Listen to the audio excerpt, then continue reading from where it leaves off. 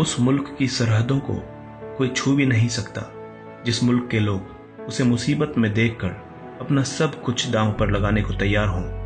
ये बात उस दौर की याद दिलाती है जब हिंद की जमीन पर विदेशी हमले का खतरा बढ़ गया था और प्रधानमंत्री के कहने पर एक निजाम ने अपना पूरा खजाना भारत की रक्षा के लिए खोल दिया था।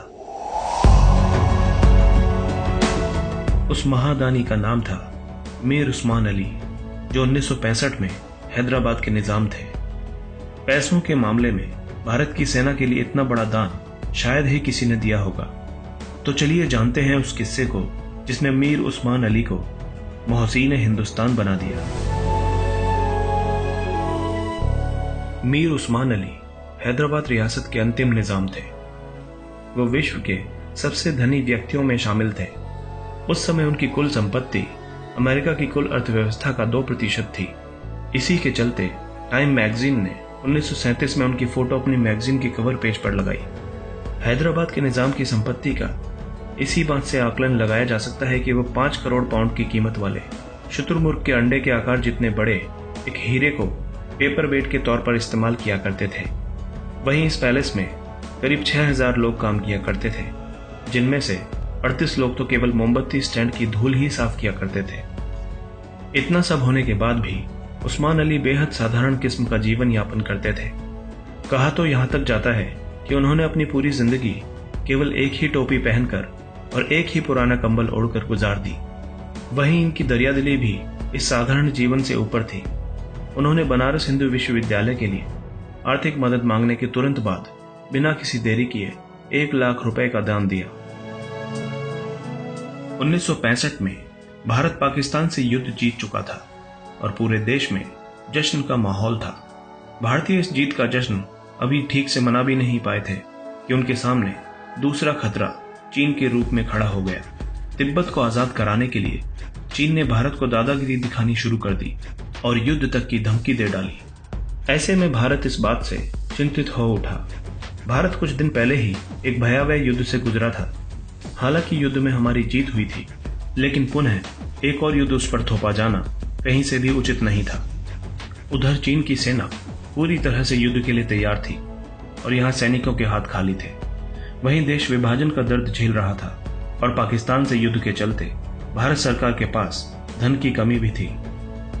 ऐसे में तत्कालीन प्रधानमंत्री लाल बहादुर शास्त्री ने सेना की मदद के लिए भारतीय रक्षा कोष की स्थापना की। शास्त्री जी ने लोगों से सेना के लिए दान करने की अपील की। इस अपील ने लोगों को देश भावना से ओत-प्रोत कर दिया और वो देश सेवा के लिए टूट पड़े। आम नागरिक जितना भी हो सकता था उसे दान करने में जुट गए। जिसके पास पैसा नहीं था वो कपड़े और भोजन दान कर रहा था। यहां तक कि लोग रक्तदान करने तक के लिए उमड़ पड़े ताकि सैनिकों के इलाज में मदद मिल सके। लेकिन उस समय ये सब युद्ध के लिए काफी नहीं था। प्रधानमंत्री लाल बहादुर शास्त्री ने रेडियो द्वारा लोगों और राज्य रजवाड़ों से देश के लिए मदद मांगी। शास्त्री जी के इस आह्वान को हैदराबाद में बैठे निजाम भी सुन रहे थे, लिहाजा उन्होंने इस मामले में मदद का मन बनाया और शास्त्री जी को दिल्ली से हैदराबाद आने का निमंत्रण भेज दिया। चूंकि सेना को तत्काल सहायता की जरूरत थी, इसलिए निमंत्रण मिलते ही बिना किसी देरी के लाल बहादुर शास्त्री हैदराबाद पहुंच गए। निजाम उस्मान अली ने उनका बेगमपेट एयरपोर्ट पर स्वागत किया। शास्त्री जी जानते थे कि हैदराबाद में उन्हें निराशा नहीं मिलेगी, इसलिए पीएम ने जल्द ही निजाम से बात की और उन्हें स्थिति के बारे में अवगत कराया। लेकिन उस्मान अली इसके लिए पहले ही तैयार थे।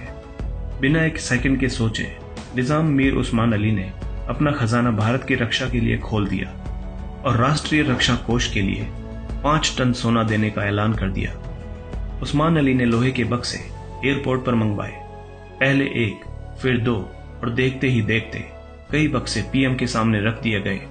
उस्मान अली मुस्कुराए और बोले कि मैं ये 5 टन सोना भारत की रक्षा के लिए दान कर रहा हूं। इसे स्वीकार करें और निडर होकर जंग लड़ें।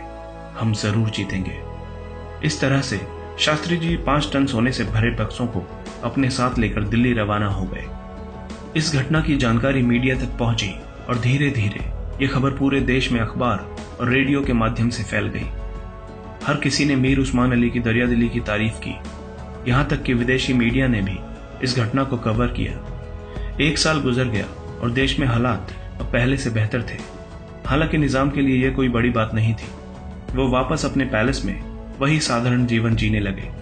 लेकिन निजाम तो अपने लोहे के उन बक्सों को लेकर चिंतित थे जिनमें भरकर उन्होंने भारत सरकार को सोना दिया था। लाल बहादुर शास्त्री के बेटे अनिल शास्त्री ने अपनी किताब Lal Bahadur Shastri lessons in leadership में जिक्र किया है कि उस्मान अली की तबीयत खराब होने लगी तो लाल बहादुर शास्त्री ने उन्हें फोन करके हालचाल पूछा। इतने में निजाम ने अपने बक्सों की बात छेड़ दी और बोले कि शास्त्री जी, मैंने आपको जिन बक्सों में सोना दिया था वो मेरे पुरखों की निशानी है। यदि आपने सोना खाली कर लिया हो तो वो बक्से मुझे लौटा दीजिए। ये सुनकर शास्त्री जी हंस पड़े और बोले, मैं उन्हें आप तक जरूर पहुंचा दूंगा। इसके बाद भारत सरकार ने विधिवत तरीके से उनके पुश्तैनी लोहे के बक्से लौटा दिए। ये ऐतिहासिक दान देने के कुछ साल बाद 24 फरवरी 1967 को मीर उस्मान अली का देहांत हो गया और वो सदा के लिए इस धरती से विदा हो गए। हैदराबाद के निजाम द्वारा किया गया यह ऐतिहासिक सहयोग भारत के इतिहास में खास है। इस सोने की वर्तमान कीमत लगभग 1500 करोड़ रुपए बैठती है।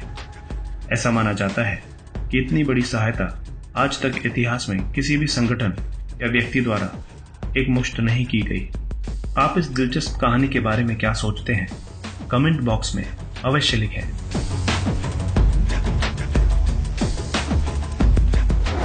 दोस्तों, अगर आप भविष्य में भी ऐसी ही इंटरेस्टिंग और इन्फॉर्मेटिव वीडियोस देखना चाहते हैं तो आज ही हमारे चैनल हिस्टोरिक हिंदी को सब्सक्राइब कर लें ताकि हमारा हर नया वीडियो आप तक पहुंच सके।